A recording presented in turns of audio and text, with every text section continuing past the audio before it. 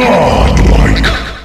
They have Hookshot and they have Rolling Thunder, but that's it. So it's a very free movement storm game. Outstaying Top his lane, by the way. necessities. Zai, Yeah. he already used the swashbuckle. Matu actually TPs here. He gets the Aphotic Shield. They're going to try to turn this around to the bat runner, and they do successfully.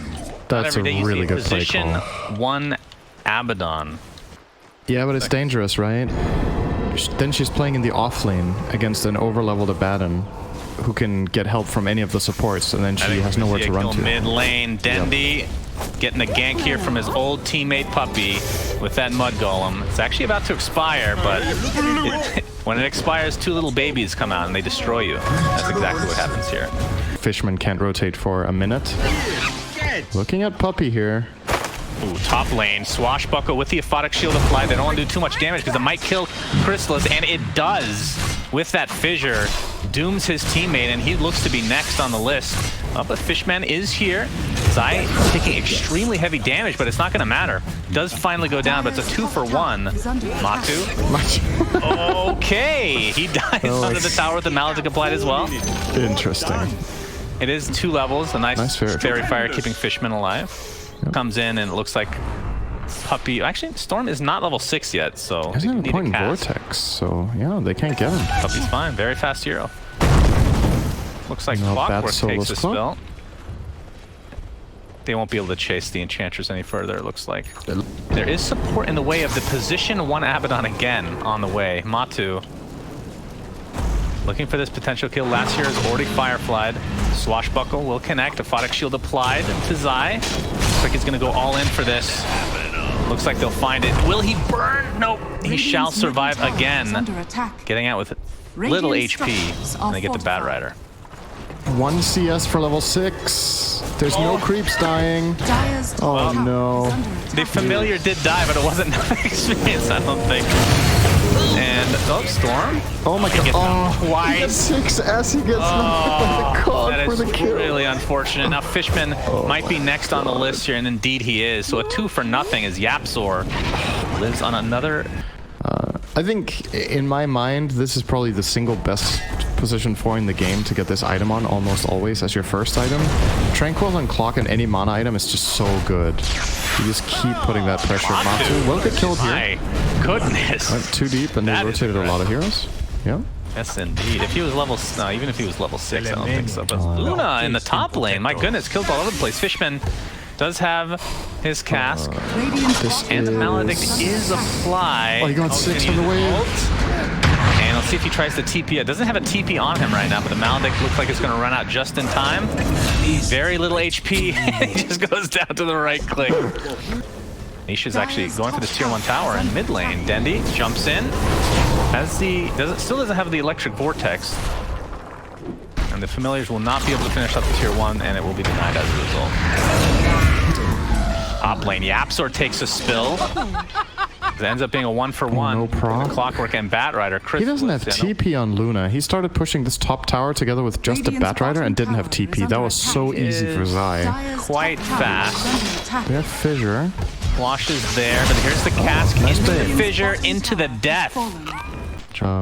Vlad's Radiance is fine. Vlad's Pipe is a possibility. It's a bit more all-in-ish. And they might not want to do that. They might want to scale better. Puppy top lane. Yeah, we're going to see the roll from Zai. Puppy already has Maledict applied to him, and he just melts under the pressure. Fishman looks like he's going to be the trade inside the cogs right now. Zai, kind of stuck in a weird spot. Gets the Swashbuckle off on Denny. I think that's going to break things up most likely. Rush Solar. I don't know if he likes it. Maybe they want the Solar and Visage. Oh, Hook shot. Again. Yeah, Fishman gets off the Maledict, but will die shortly after. Looks like last hero is going to be next, so good execution here from Secret, as they will, in all likelihood, just group up with this Zoo to kill this tier 1. Imagine if another hero had this spell. Oh, I could have these discussions forever. Last hero, he's going to scout out the Roshan. It's very low at this point. Hookshot comes in from Yapzor into the Swashbuckle. And yeah, he will literally just die there. Cass comes in. Here comes Dendi as well. He steals the Aegis. Beautifully done into an Echo Slam onto multiple heroes. Well, no follow-up after the fact, though, as Witch Doctor will die as well. A triple kill for Nisha. So Bait does take the Aegis, but at what cost, as some great people would say, Cinder. That is an ultra kill for Nisha. That Good was such lord. That was such a sexy steal. I feel like they actually could have got away with that with 0 deaths, or maybe 1. They paid too much for that compared to what they could have. Oh, Nisha might die here. Nisha into Flame Break. And not the greatest layering of stuns here, but it likely will not matter. Lots of gold for Bat.